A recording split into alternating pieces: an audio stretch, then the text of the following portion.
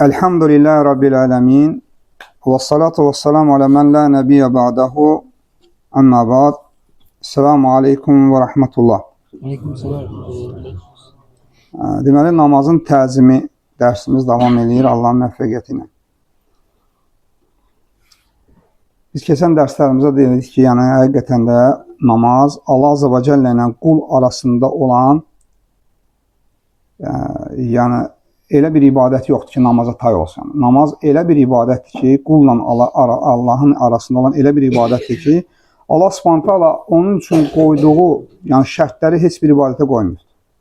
Yəni məsəl üçün insanın heç bir namaz, yəni ibadət üçün dəst namazlı olması, heç bir ibadət üçün məsəl üçün eyni anda dəst namazlı olması, namaz qıldığı yeri təmizləməsi, üstünü, paltarını, sonra üzünü qibləyə yəni yönətməsini, qəlbinin orada oyaq olmasını və bütün bu ibadətlərin, yəni bütün bu şərtlərin bir ibadətlə cəmləşməsini görə bilmərsən. Yəni o da nə bizə deməli işarə edir? Yəni namazın mühümlüyünə. Ona görə də bax, ilk olaraq nəyə qeyd eləmək istəyirəm qardaşlar? Baxın, şeytanın ən çox insana həris olduğu şeylərdən biridir. İnsanı yəni xeyrə müvəffəq olmamağa. Bax, ən çox çalışır ki, bax, sən xeyrə müvəffəq olmayasan. Yaxşı, əgər qabağını ala bilmədisə, sən başladınsa bu ibadətə, bu əmələ müvəffəq oldunsa, artıq səni əməlin içində başlayır ki, neynəsin? Səni o əməli eləsin ki, sənin o əməlin zay olsun. Görür ki, orada da alınmır. Görür ki, yox, sən möhkəmsən, namazda xuşudasan və yaxud da başqa ibadətdə, ixlaslısan. Ondan sonra yenə əl çəkmir, qardaşlar.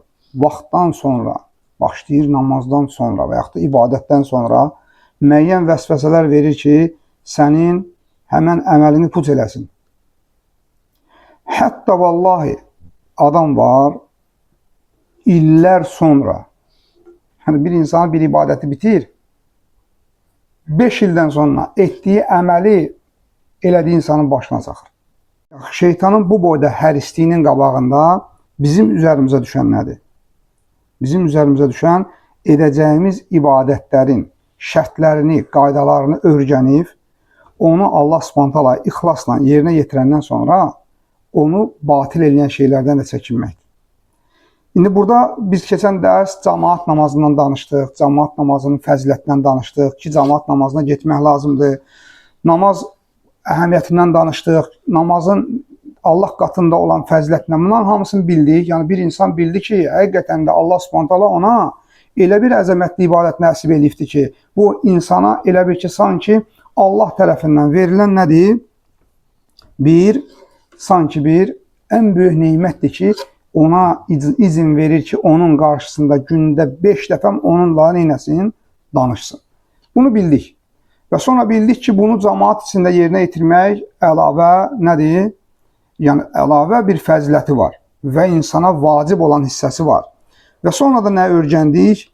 Bildik ki, yəni bu namazların da içində, cəmaatla qılınan namazların içində daha önəmlisi hansıdır? Hansıydı? Sübh namazı. Fərzlərdən. Fərzlərdən hansıdır? Cəmaatla qılınan sübh namazıdır. Və hansı gün daha əfsəl olur? Cümə günü. Demək, ona görə də ən fəzilətli namaz cümə günü cəmaatla qılınan sübh namazıdır. Bunu da öyrəndik. İndi yaxşı, namazın içində insana hansı formada, hansı şəkildə namazda durmalıdır? Nələr, yəni hansı Allah Subhanahu taala ona nələri orada ərkan edibdir? Yəni onlar olmazsa sənin namazın olmazdı. Bunlar nəyə görədir, qardaşlar? Bax, şeytan birinci səni qoymur gələsən namaza. Namazı qılmaq istəyirsən, deyək ki, istəmirsə cəmaata qılma, tək qıl evdə. Görsən, haradan məhrum eləməyə başlayır. Cəmaata gələndən sonra, bax, insan evindən çıxır, dəst namaz alır, əziyyətlə gəlir namaza, yetişir məscidə, görürsən, məsciddə neynir? Namazda kimlənsə güləşir. Safda kimlənsə subhanallah, məni itələyir belə, bu da məni itələyir. Görürsən, namazda neynir? Buna bax, mənə belə elədi, darıxma, mən də səni. Görürsən, namazın axırına qədər güləşir. Getdi. Yoxdur. Yəni şeytanın da məqsədlərindən biri nə idi? Və yaxud da namaz təkbir verdi, namaz getdi. Fikir getdi, namazın daxilində ayılır ki, bu baş. Mən bunu nəyə görə qeyd edirəm? Ümumiyyətlə şeytanın insana düşmənçiliyi bitmir. İnsan etdiyi ibadətlərdən nə qədər qəflətdə olsa, o qədər də əməllərindən ona nədir? Qalan həsənətlərin sayı demək olar ki, olmayacaq. Ona görə insan daim ayıq olmalıdır ibadətlərində. Deməli, bugünkü dərslərimizdən nədir? Şeyx burada gətirir ki, təkbiratul ehramdır. Təkbiratul ehram namaza giriş təkbiridir. Ümumiyyətlə, təkbiratul ehram nə deməkdir? İnsanın namaza giriş təkbirlərdir. O insan, yəni bilirsiniz də, hamımızın namaza təkbir qaldıranda əli namazı təkbir edib, Allahu Akbar deyərək namaza daxil olmağımızdır. Və bunun da ərkan olan hissəsi var. Hansı ki, insan bunu buraxsa, əgər bundan cahil olsa, qafil olsa, namazı puşdur. Yəni, yerdə qalan əməllər, namazların başqa həqiyyətdə əməlləri də nə olur? Batil olur. O da hansıdır? Yəni, insanın niyyət etdikdən sonra Allahu Ekber sözünü deməsidir. Əli qaldırmaq vacibdir, yoxsa yox? Əli qaldırmaq. Deməli, bir nəfər tutalım ki, Allahu Ekber dedi, əli yadından çıxartmadı, qaldırmadı. Adam namazı səhihdir, batildir? Səhihdir. Niyə? Çünki təkbiratul ehram ləfzdən olan bir kəlmədir. Əli qaldırmaq isə sünnədir. Yəni, bunları nəyə görə deyirəm? Biz bilməliyik bunları ki, bunu bilmədiyin halda şeytan sana vəsvəsə eləyir. Namazdan səni çıxardır. Sənin namazın təkbir sayılmadı. Çıx, gir. Bunları insan öyrənməlidir ibadətdə. Çünki bu bizim gündə Allahla qarşılaşdığımız ən çox elədiyimiz ibadətdir, qardaşlar. Deməli, təkbiratul ehram haqqında İmam Tirmizinin cəmidə rəvat elədiyi hədisdə Ənəs ibn Məlikdən deyir ki, Allah elçisi sallallahu aleyhi və səlləm deyir ki, Mən sallə lillahi 40 yevmən fi cəmaətin yudrikut təkbirətəl ulə kutibə ləhu bəraətəni. Deyir, kim cəmaatla 40 gün birinci rükətə çataraq təkbiratul ehrama çatarsa, onun üçün 2 dənə bəraət hasil olar. Bəraət nə deməkdir? Yəni, o, deməli, əminliyin hasil olması. İndi hansıdır o bəraətlər deyəcəm sizə. Birinci Peyğəmbər sallallahu əleyhi və səlləm deyir ki, insanın oddan bəraət qazanmasıdır. İkincisi də münafiqlikdən. Bu da nə deməkdir? Deməli, əgər insan, şeyx burada gətirir ki, yəni o demək deyil ki, insan 40 gün oldusa, 40 gündən sonra artıq təkbiratul ehramı tərk etməlidir. Yəni, Rasulullah sallallahu aleyhi ve sellemin bu hədisində nə var? İnsanlar təşviq edir ki, insan çalışmalı, cəmaat namazına təkbirə çatmalıdır. Birinci təkbirə. Və gələcəkdə, qabaqda gələn rəvayətlərdə görəsiniz ki, sələflərdən nə qədər şeylər hasıl olubdur ki, deməli, insan davamiyyətli şəkildə 40 gün və ondan da sonra davamiyyətli şəkildə insan namazlara, cəmaat namazlarına təkbirə yetişərsə, nə olar? Peyğəmbər sallallahu aleyhi ve sellem deyir ki, onun üçün 2 dənə bəraət var. Bəraət nə idi? Deməli, insanın xilasu minəs sifətil münafiqin, yəni insanın od əhlinin sifətlərindən və münafiqin sifətlərindən nə deyir? Xilas olmasıdır. Yəni, Allah subhanahu ta'ala onu xilas eləyər. Deməli, biz keçən dəfə münafiqlərin əlamətlərindən keçəndə də onların əlamətlərindən biri də nə idi? Onlar namaza, cəmaat namazına getməzlər. Xüsusən də sübh və işə namazlarına. Və dedik ki, namaza necə qalxarlar? Tənbəlliklə qalxarlar. Və Peyğəmbər sallallahu aleyhi ve sellem bunun həllini göstərir. Deyir ki, insan sübh namazı, təkbiratul ehrama imamın arxasına çatarsa, 40 gün nə olar? Onun 2 dənə bəraəti olar. Və ümumiyyətlə, şeyx burada gətirir ki, nəyə görə 40 gün deyib Peyğəmbər sallallahu aleyhi ve sellem? Bəyəm 40 gündən sonra, yəni insan belə olmalıdır, özünə arxayınlaşıb, artıq mənim üçün bəraət hasıl oldu deyə tərk etməlidir. Şeyx deyir ki, xeyr. Çünki 40 gün insanın deyir, 40 gün insanın formalaşan bir əməl üzərində əgər 40 gün davam edərsə, insan onun üzərində formalaşır.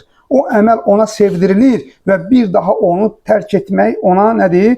Xoş olmur. Nəyə görə? Buna gətirir ki, baxın, Allah Resulü sallallahu aleyhi ve sellem insanların yaradılışını zikr edəndə nə deyir ki? Yucmə'u halqu əhədikum fi batni ummihi 40 yevmən. Sizdən birinizin yəni yaradılışınız ananızın bətnində neçə gün hasıl olur? 40 gün. Sonra nə olur? Summa yakunu alaqatan misli zalik. Sonra 40 gün ərzində yenə də nə olur? Alaqa, yəni qan parçası olur. Sonra nə olur? Sonra ət parçasına çönür. O da nə qədər? 40 gün ərzində.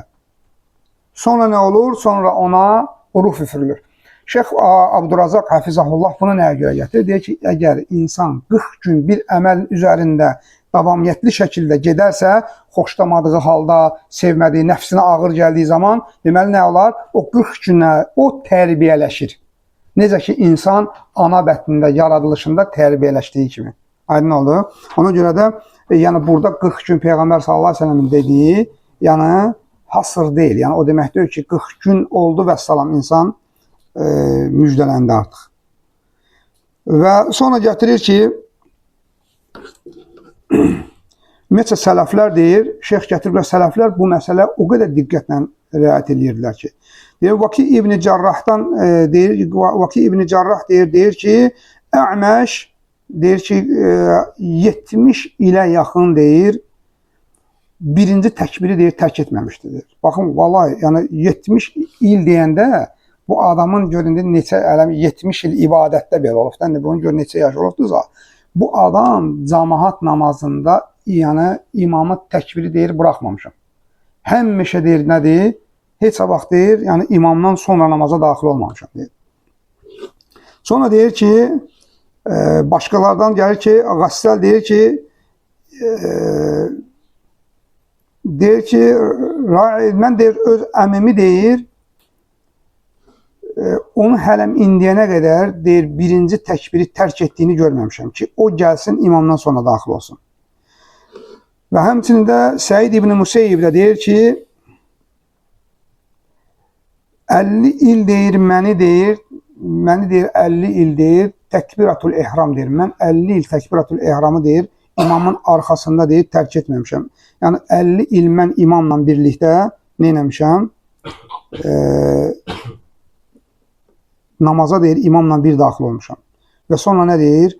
Mən heç bir vaxt, yəni bu müddət, 50 il müddətində heç bir kişinin deyir, boynunun ardına namazda görməmişəm. O demək nədir? Bu adam daim birinci safda olubdur. Ona görə də qardaşlar, bu sələflər, baxın, bir dənə sizə bu dərsdən əlavə bir şey deyəcəm. Bax, bunu özünüzdə həmişə meyyar olaraq götürün. Çünki biz elə bir bəşər ihamız və Peyğəmbər sallallahu aleyhi ve sellem deyir ki, sizdən birinizin deyir, imanı bədənində deyir, necə olan iman, köksündə olan iman paltar köhnədiyi kimi köhnəlir. Allah subhanahu ta'aladan imanınızın yenilənməsini istəyin. Ona görə iman artır və azalır. İmanın artması üçün olan mənbələr, 3-4 dənə əsas mənbə var. İnsanın imanı azalanda ora qayıtsın. Ora qaydanda nədir? İmanın yenilənmə ünvanları var. Onlardan biri nədir? Onlardan birincisi Allah Azze ve Celle'nin şərii və qovni ayətlərini tədəbbür etməkdir. Yəni insan görsə ki, özündə iman zəifliyi var, Allahın yaratdığı məxluqlara dönməlidir. Qovni ayətlər, Allahın günəşdir, aydır, səmadır, arada başını qaldırıb baxmalıdır. O qədər başımızı telefondan qarşıdırmış ki, göy yaddan çıxıbdır. Və həmçində ayələr haqqında tədəbbür eləmək lazımdır. İkinci nədir? Peyğəmbərlərin həyatlarıdır. Bax, bunlar mənbələrdir. Yəni Allah Subhanahu taala elə bir o mənbələrlə bizim imanımızı dirildir. İkinci nədir? Peyğəmbərlərin həyatıdır. Xüsusən Peyğəmbər sallallahu aleyhi ve sellem. Üçüncü nədir? Sahabələrin həyatlarıdır. Yəni insan ora qaydanda yəni, imanı dirilir qardaş. Görsən hansısa sahabənin həyatından danışanda subhanallah insan elə bir ki təzədən ona güc verilir. Ki Allahu akbar. Gör sahabələr necə olur. Və bunlardan da sonra qardaşlar sələflərin həyatıdır. Sələflərin həyatını oxuyanda görürsən ki, həqiqətən də yer üzündə Allah Azze ve Celle yəni elə qulları olubdur ki, onlar bu dini çiyinlərində vallahi əmanət olaraq daşıyıb gətirib bizə çatdırıblar. Əsrdən əsrə əməl etməklə, danışmaqla yox ha, əməl etməklə. Və biz də sabahsı gün kimisə sələf olacaq. Biz çiynimizdə nəyi daşıyıb aparıb verəcəyik övladlarımıza, bax o bizim sabahsı gün məsuliyyətimiz onun üzərində olacaq. Çünki Allah Subhanahu taala nə deyir? Onlardan sonra elə bir nəsil gəldi ki, onlar namazı zay etdilər və şəhvətlərinə tabi oldular. Ona görə də insan bugünkü gün hər birimiz üzərinə düşən odur ki, yəni nə ilk olaraq özü, nə də özünün tabiçiliyində olan övladlarına, zürriyyətlərinə namazın zay olmasını yaşatmamalıdır. Və xülasə olaraq, yəni bu sələflərdən gələn qissələr əslində bizim imanımızı artırmaq üçün, bizi saflara təşviq edən bir şeydir. Yəni ona görə də diqqətlə Allah Subhanahu taala izinlə qulaq asmaq lazımdır. Sonra deyir ki, və sələflərdən biri də gətirir ki, Muhammed İbni Səmaə deyir ki, mən deyir 40 il cəmaət namazında deyir, ilk təkbiri heç vaxt tərk etməmişəm. Bir dəfəm deyir, məni cəmaət namazını bircə dəfəm tərk etmişəm, o da anam dünyasının dəyişən gün idi deyir. Mən həmən günü cəmaət namazına gedə bilməmişdim deyir. Yəni insanın bir dənə həyatda yəni cəmaət namazını tərk etdiyi bir gün olubdur. Və sonra deyir ki, İbrahim Təmim deyir ki, əgər bir kişini deyir ki, imamla birlikdə təkbiratul ehrama girməsini deyir, görməsən, deyir, sanki əlini ondan üz deyir. Və sonra deyir ki, mənim babam salih bir abidlərdən idi. Və deyir ki, yəni onun çoxlu dərsləri var idi, insanlara dərs keçirdi, özü də abid bir insan idi. Deyir, dərslərinin bir günündə danışanda, özü elm tələbələrinə danışırdı, bir sıravi cəmaatı yox, elm tələbələrinə danışanda deyirdi ki, bu qissələri gətirir, deyir ki, bir nəfər 50 il, bir nəfər 40 il təkbiratul ehrama nədir? Gəlib yetişə bilməyiblər. Və deyir, elm tələbələrindən deyir, gətirir biri qaydır, deyir ki, orada zikr eləyir ki, mən özüm deyir, gündə 5 namazı 50 il deyir, heç vaxt, daha da öz adından demir, 50 il sübh 5 namazı 50 il deyir, imamın arxasında təkbiratul ehramı buraxmamışam. Və elm tələbələrindən biri qaydır nə deyir? Deyir ki, yəni bunu bacaran varmı şeyx yəni? Yəni elə bilir ki, bu elə bir kimsə qissələrini danışır. Deyir, bunu bacaran varmı? Deyir, şeyx orada deyir, babam heç nə demədi və sonra yol boyu deyir, elə deyirdi ki, Allahu Akbar deyir. Yəni, halbuki öz əməlidir da, bu deyir ki, Allahu Akbar. Yəni, bunu hələm deyir, elm tələbəsi mənə bu sual verir. Bu deyir, bir tələbənin verdiyi mi sualdır deyir. Nətə yəni bunu deyir, eləmək olmaz. Yəni, həqiqətən də baxırsan ki, bəzən azanacaqlı olan problem nədir? Bəzən görürsən ki, sıravi qardaşlar bu şeyə həris olur. İnsan elm tələbəsidir. Elm tələbəsi məsciddə görsənəndə çox adam sevinir ki, filan kəs məsciddədir. Məsciddə olmalıdır, qardaş. Elm tələbəsi hamıdan qabaqda olmalıdır. Elm tələbəsi hamıdan qabaqda olmalıdır. Qardaş, necə ki, bütün məsələlərdə, bu məsələdə də elm tələbəsi öndə getməlidir. Və çünki sıravi qardaşlar da kimlə örnək götürür? Yəni, elə elm tələbəsindən götürür. Çünki Peyğəmbər sallallahu aleyhi ve sellem sahabələrinə eləmədiyi bir şeyi heç vaxt əmr etmir. Elə bir şey görmüsünüz ki, Peyğəmbər sallallahu aleyhi ve sellem cihada göndərsin cəmaatı, özü də otursun evdə rahatçılıqla. Hər döyüşə gedəndə əvvəlcədən nə edirdi? Özü hazırlaşırdı. Döyüşəndə özü də döyüşürdü. Rasulullah sallallahu aleyhi ve sellem xəndək qazanda özü də qazırdı. Rasulullah sallallahu aleyhi ve sellem bizim, yəni Peyğəmbərimiz yəni bu cür olubdur. Ona görə də biz də və hər birimiz də nətər olmalıyıq? Yəni ona oxşamalıyıq hər bir məsələmizdə. Və sonra gətirir ki, şeyx burada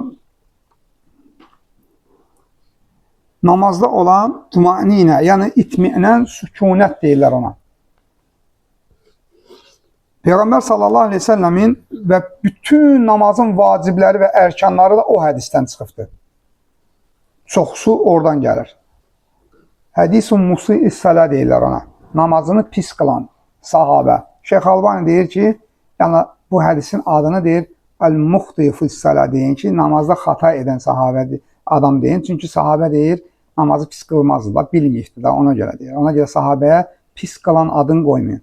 Və sahabə olur, gəlir Peyğəmbər sallallahu əleyhi və səlləm məsciddə oturduğu zaman, gəlir daxil olur içəri, namaz qılır, tez namaz qılır, gəlir deyir ki, Əssəlamu aleykum, ya Rasulallah. Rasulullah sallallahu deyir ki, sallallahu aleyhi və səlləm, deyir ki, və aleykəssəlam, qum fəsalli fə innəkə lə tusalli. Deyir, dur, get, yenidən namaz qıl.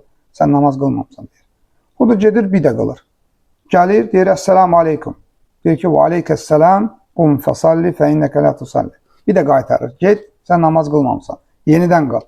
Bir də qılır, sonra gəlir və deyir ki, ya Rasulallah, and olsun Allaha ki, bundan başqasını bacarmıram.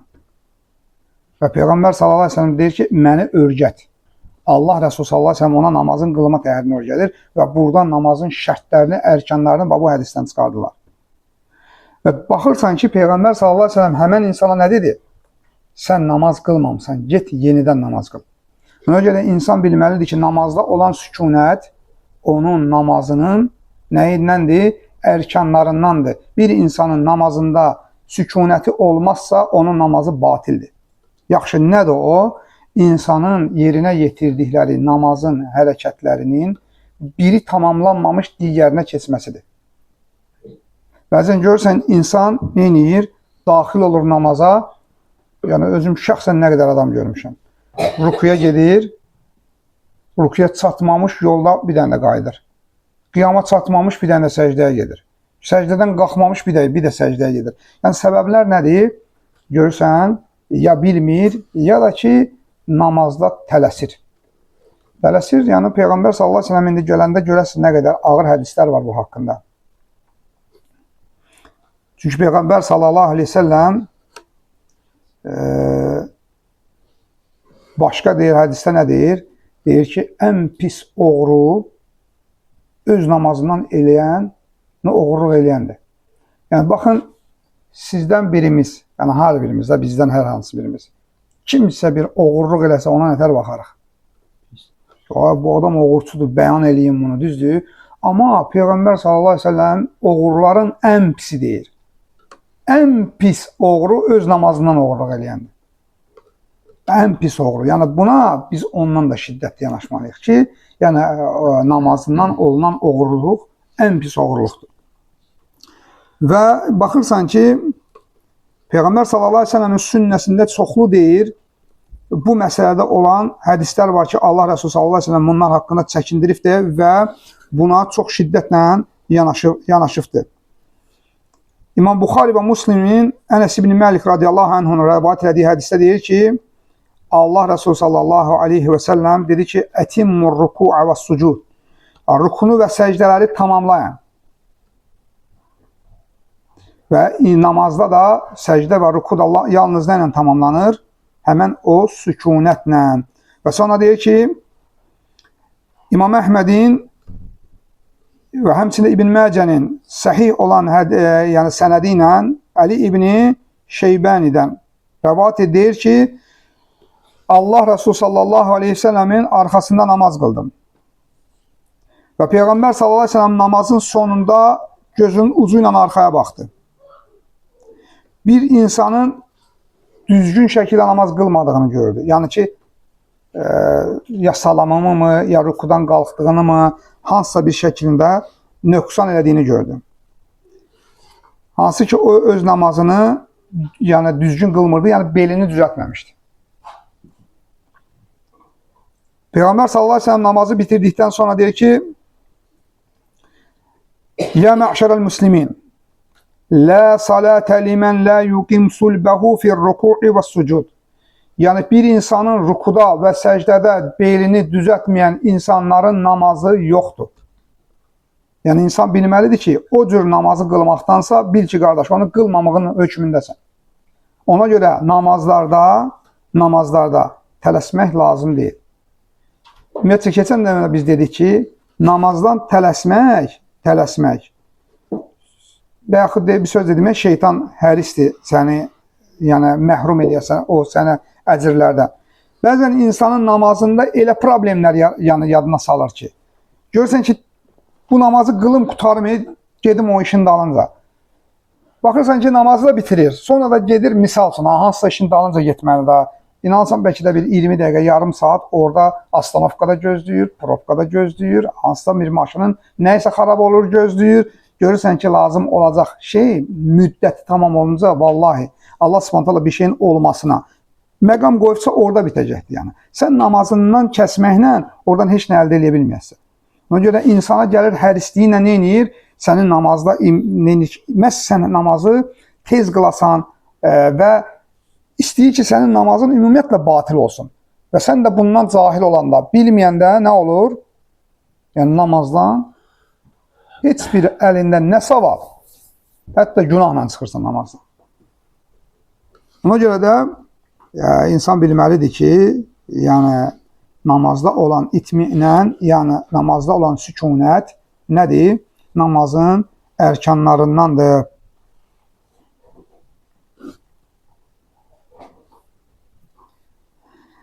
Bir gündə Peyğəmbər sallallahu aleyhi ve sellem Əbu Ya'lənin Musnədində rəvat elədiyi hədisdədir. Peyğəmbər sallallahu aleyhi ve sellem bir kişini görür ki, o namazını düzgün qılmır. Yəni rükunu və səcdəni düzgün etmədiyi halda və həmçinin nədir? Səcdə etdiyi zaman qarğa kimi neyir? Qarğa yerə dimdiyi vurduğu kimi tez-tez bu cür namaz qılır. Və Allah Resulü sallallahu aleyhi ve sellem ona görə nə deyir? Deyir, لَوْ مَاتَ هَذَا عَلَى مَا هُوَ عَلَيْهِ لَمَاتَ عَلَى غَيْرِ مِلَّةِ Muhammedin sallallahu aleyhi ve sellem. Deyir, əgər bu insan bu şey üzərində ölərsə, Allah Resulü sallallahu aleyhi ve sellemin dini üzərində ölmüş olmaz. Yəni, nəyə görə? Yəni, burada əsl qəsd olunan, o demək deyir ki, onun İslamdan çıxması, yəni milləti deyəndə burada onun sünnəsi üzərində ölmüş olması. Ona görə də insan bu şeylərə, baxın, ağır hədislərdir da. Həmçinin də başqa rəvayətdə gəlir ki,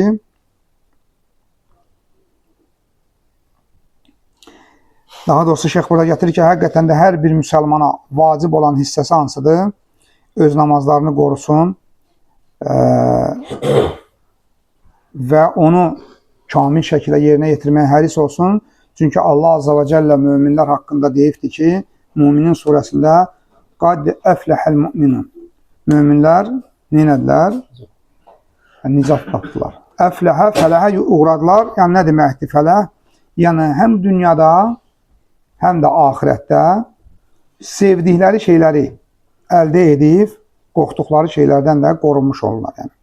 Hansı möminlərdir onlar? Əlləzinəhum fi salatihim xaşi'un. O kəslər ki, öz namazlarında xuşu içində qılırlar. Və həmçinin də Allah Subhanahu taala Bəqərə surəsində deyir ki, "Hafizu aləs-salavati vəs-salatil vusta" və sonra əmr edir: "Və qumu lillahi qanitin." Və Allah Subhanahu taalanın qarşısında müthiş şəkildə durun. Və insan da namazda sükunətə riayət etmədiyi zaman Allahın qarşısında müthiş duranlardan sayılmaz. Və başqa bir Allah Subhanahu taala Maun surəsində nə deyir? "Fəvailul lil musallin." Vay olsun o namaz qılanlara ki, "Əlləzinəhum an salatihim sahun." Onlar öz namazlarında səhlənkardılar. İbn Kəsir rahimehullah bu ayənin təfsirində nə gətirir?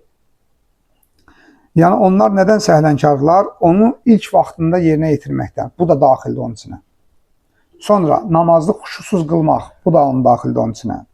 Namazlarda ərkanlardan və vacibatları düzgün yerinə yetirməmək, onunla maraqlanmamaq və bunların hamısı deyir, o vaylul lil musallinin içinə daxildir. Ümumiyyətlə, qardaşlar, baxın, bizim Allah Subhanahu taalanın, bax bu 5 vaxt gündə vacib elədiyi namaz var ha. Əgər kimsə bilmirsə, bilsin ki, o elmi ona öyrənmək vacibdir. O elmi tərk etdiyinə görə, qardaşlar, o adam günah daşıyır. Yəni, namazın vaciblərini, ərkanlarını, sünnələrini yerinə yetirməyi öyrənmədiyinə görə o adam məsuliyyət daşıyır. Yəni, onun namazının batil olması nədir? O oradan üzürlü deyil. Əgər onun öyrənmə vasitələri əlinin altında varsa və o da bunu təfrit eləyir, öyrənməyə səhlənkarlıq eləyir. Öyrənmirsə, yəni onun o namazların batil olmasında, elədiyi, qazandığı günahda heç bir üzrü yoxdur. O deməsin ki, mən cahiləm. Yəni, niyə bilmirsən ki, qardaş? Yəni, vasitələr yoxdur öyrənməyə. Yəni, biz onda cəmaatı niyə qınayırıq ki, onlar niyə dinləri ilə maraqlanmırıq? Onda biz niyə öz namazımızdan maraqlanmırıq? Nəyə görə öyrənmirik ki, buna? Dərslər yoxdur. Var. Nə qədər desən dərs var. Bəs niyə öyrənmirik? Onda belə çıxır ki, əgər o İmam Şafinin, İmam Şafiyə nisbət edirlər o sözü. Bəzilə deyir ki, İmam Şafinin yəni sözü deyil o. Amma gətirirlər ki, deyir İmam Şafidə nə deyir? Deyir, əgər deyir, cəhalət deyir, üzürlü olsaydı, onda deyir, nə deyir? Cahillik, elmdən daha əfsəl olardı. Yəni, əgər elə cahil olmaq insanı hər şeydən qurtarırdısa, onda cəmaat niyə elm öyrənirdi ki? Elə cahil olaq, qutaraq da canımızı. Yəni, o cahilliyində insana keçərli yerləri var. Qardaş, mən bilmirdim. Bax, sahabə nə deyir? Peyğəmbər sallallahu aleyhi ve sellemə gəlir, namazı pis qılır, doğru düzgün qılmır. Allah Rəsulü sallallahu aleyhi ve sellem deyir ki, get yenidən namaz qıl. Sahabə qırır, deyir, valla ya Rasulullah, bundan ona bilmirəm. Yəni, bilmir də, adam bilmir. Amma gör, haradaydı? Peyğəmbər sallallahu aleyhi ve sellem məscidində, onun arxasına namaz qılıb, sahabələrin içindədir, yenə də bilmirdi. Yəni, insan bilməyə bilər da.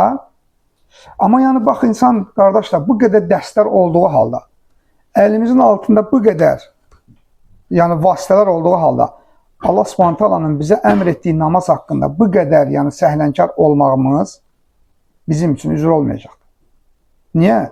Çünki biri var ki, mən bilmirəm, qardaş. Ümumiyyətcə xəbərim yoxdur ki, dərs var bu barədə. Yoxdur, cahiləm də, qardaş, bilmirəm mən. Bir də var ki, mən bilirəm, dərs var orada. Sadəcə rəxma, inşallah yaxşı olar da, öyrənərik. Ha vaxtsa öyrənərik. Amma gündə elədiyin namazlar nədir? Gündə elədiyin namazlar nə olur? Hamısı puça çıxır. Çünki Peyğəmbər sallallahu aleyhi ve sellem deyir ki, o insanın namazı yoxdur. Və sənin də bu səhlənkarlığın və qazandığın günah nədir? Sənin üçün üzr yeri deyil. Və sonra da şeyx burada gətirir, çox uzatmayaq dərsi. Yəni, insanın namazda özünü heyvanlara bənzətməsi. Şeyx burada gözəl bir vurğu gətirir ki, deyir ki, həqiqətən də Allah Subhanahu taala insanı yəni heyvanlardan fərqli bir üstünlük veribdir. Ayaqları üzərində gəzir, əli ilə yeyir, ədəb verib, əxlaq verib. Hansı ki, onlar nədir? Heyvanlarda yəni yoxdur onlarda. Və onlar da bu şeylə heç yükləməyib də. Amma Allah Subhanahu taala Adəm övluna dəyər verib. Yəni ona heyvandan fərqli olaraq düşüncə verib, ədəb verib, din verib, olar və olmazlar verib. Əgər insanın, yəni qıraqda, namazdan bir qıraqda özünü heyvana bənzətməsi pis görkəm verirsə, insanın namazda özünü heyvana bənzətməsi necə olar? Misal üçün, bir dənə adam, oğlan gələndə, misal üçün, bir qardaşın biri dura, başlaya hürə. Öz-özünə başlaya it kimi hürə. Nə deyər? Deyər, qardaş, sən niyə it kimi hürürsən? Gül kimi səsin var, danışırsan, danış da. Bu niyə?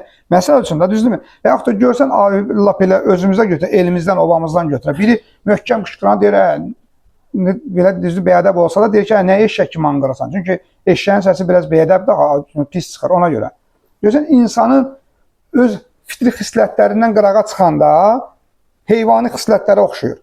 Ona görə Peyğəmbər sallallahu aleyhi ve sellem xüsusən namazda insanın özünü heyvana bənzəyən hərəkətlərdən çəkinməsini əmr edibdir. Onlardan biri nə idi? Görsən, Peyğəmbər sallallahu aleyhi ve sellem nə deyir? Səcdəyə gedəndə deyir, qarğa yerdən dimdiklədiyi kimi dimdikləmə.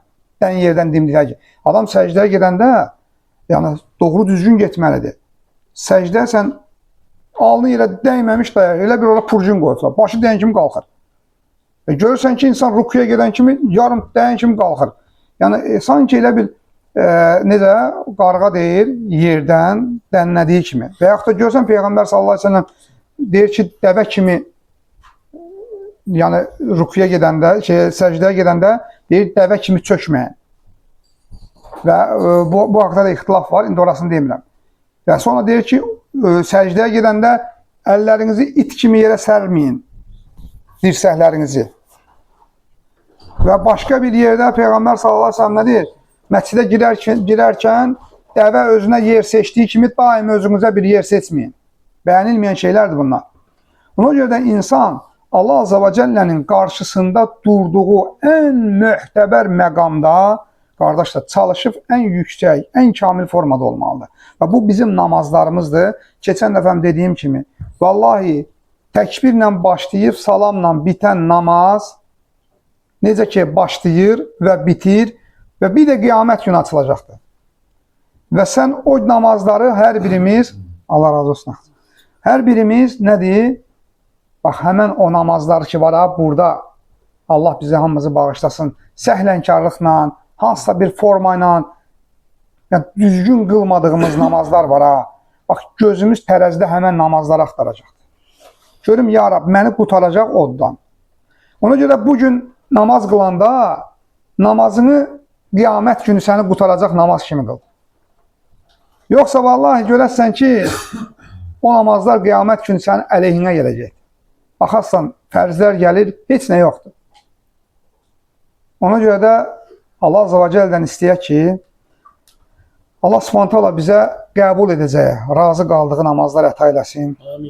Allah Subhanahu taala bizi elm və əməllə Allah Subhanahu taala bizi izzətləndirsin və müvəffəq etsin. Allah Azza və Cəllə ev əhlinə, Allah Subhanahu taala və ümumiyyətcə burada əziyyət olan hər bir kəsə Allah razı olsun. Allah Subhanahu taala dünya və axirətdə hər iki cahanda Allah Subhanahu taala başlarını uca eləsin. Allah Subhanahu taala hər birinizdən razı olsun. Necə ki Allah Subhanahu taala bizi bu xeyirli məclisdə cəm etmişdi. Rəbbim bizi Peyğəmbər sallallahu əleyhi və səlləmin Kövsər burağının ətrafında cəm etsin. Onun ovuzundan su içməyə və bir daha susamağı nəsib eləsin bizə. Allah Azza və Cəllə bizimlə ürəyi bizdə olub, yəni bizimlə olub. Yəni həmişə bizim yanımızda olub, indi bizim yanımızda ola bilməyən qardaşlarımız var. Hansılar ki, günahların Allah Subhanahu taala bağışlasın, onlar dünyasını dəyişibdir. Rəbbim onları əfv etsin. Allah Subhanahu taala istəyirəm ki, Rəbbim bizə də gözəl sonluq əta eləsin. Bu örgəndiklərimizi və örgətdiklərimizi bizim lehimizə etsin. Allah Azza və Cəllə istəyir ki, bizi qəbr əzabından və həmçinin cəhənnəm əzabından xilas etsin. Rəbbim bizə sıratı ən qısa müddətdə keçməyə müvəffəq etsin. Allah Azza və Cəllə bizə oranın dəhşətini, vəhşətini göstərməsin. Doğrusunu Allah bilir. Subhanakallahumma Rabbena və bihamdik və nəşhədu an la ilahə illə ent və nəstəğfirullah və nətubu ileyh. Amin.